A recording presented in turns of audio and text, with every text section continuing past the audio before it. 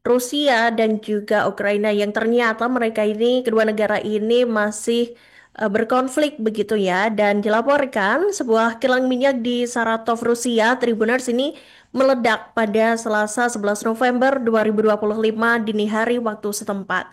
Dan ledakan ini dilaporkan mengguncang fasilitas kilang minyak di Saratov, dan menurut sejumlah kanal Telegram lokal, ini turut menyebarkan rekaman video yang tampak menunjukkan kobaran api dan ledakan di lokasi tersebut, Tribuners. Dan Gubernur Saratov yakni Roman Busargin melalui saluran telegramnya mengonfirmasi adanya kerusakan pada sejumlah infrastruktur sipil akibat serangan drone atau pesawat tak berawak. Namun kendati demikian, Tribuners Busargin ini juga tidak merincikan secara spesifik begitu ya, dan dia juga tidak membenarkan secara spesifik bahwa kilang minyak itu sendiri menjadi target atau terkena dampak langsung.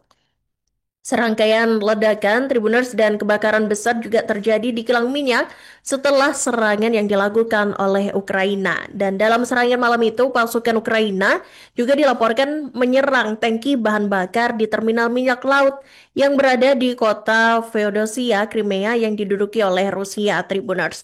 Dan diketahui bahwa terminal ini itu berfungsi sebagai pusat utama Tribuners untuk memasok bahan bakar dan pelumas melalui laut ke semenanjung Crimea dan wilayah Ukraina Selatan yang diduduki. Kemudian Oblast Donetsk yang diduduki Rusia juga dilaporkan menjadi sasaran serangan Tribuners, yang mana ini pesawat tak berawak Ukraina menghantam gudang militer Rusia dan konsentrasi pasukan di dekat desa Ocheretin. Di sisi lain, Rusia juga melakukan serangan drone di wilayah Odessa, selatan Ukraina. Jadi ini bentuk serangan balasan begitu ya, karena negara ini tuh masih sama-sama berkonflik dan saling menyerang begitu, Tribuners. Dan serangan drone Rusia ini dilaporkan merusak infrastruktur energi dan juga transportasi. Dan tak hanya itu, Tribuners, serangan tersebut juga melukai satu orang dan memicu kebakaran di beberapa fasilitas energi. Dan menyusul dengan insiden tersebut, Tribuners, Pertahanan Udara Rusia mengklaim telah mencegat puluhan pesawat tak berawak yang menyerang wilayahnya. Dan dilaporkan bahwa pihaknya ini telah mencegat sebanyak 37 pesawat tak berawak. Dan pencegatan itu, Tribuners, termasuk 8 pesawat nirawak yang melayang di atas langit Oblast Saratov. Hal ini diungkapkan oleh Kementerian Pertahanan Rusia di tengah banyaknya rentetan serangan yang dilesatkan baik dari Rusia ke Ukraina, begitupun sebaliknya dari Ukraina ke Rusia, karena mereka masih saling melesatkan serangan, Tribuners, hingga saat ini begitu. Dan drone-drone tersebut, Tribuners, rupanya juga mengambil peran dalam serangkaian ledakan maupun kebakaran besar yang terjadi di kilang minyak begitu.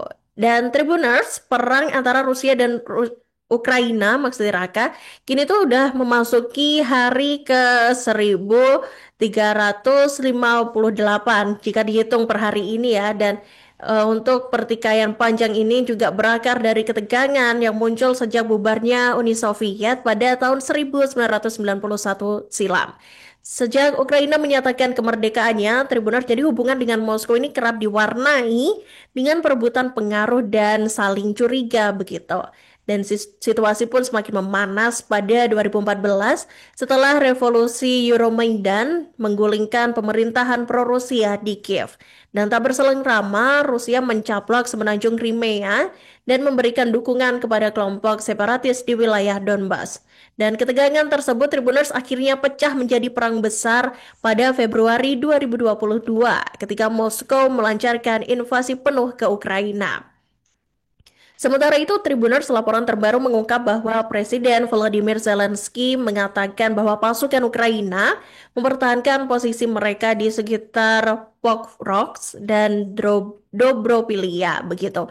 Dan konflik ini tidak hanya soal perebutan wilayah, Tribuners, tetapi juga menjadi ajang perebutan pengaruh, kemudian narasi politik dan arah masa depan tatanan global.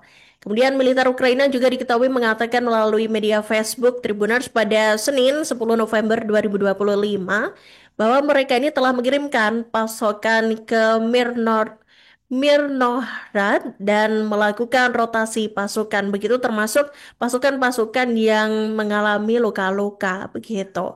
Dan pasukan Rusia juga dilaporkan bergerak maju nih Tribuners ke desa-desa di wilayah Zaporizhia di selatan Ukraina. Kemudian Kementerian Pertahanan Rusia mengatakan dua desa di timur laut kota Hulyapol termasuk di antara tiga desa yang direbut selama 24 jam terakhir. Dan pertempuran ini terjadi di sepanjang garis depan sepanjang 1.000 kilometer.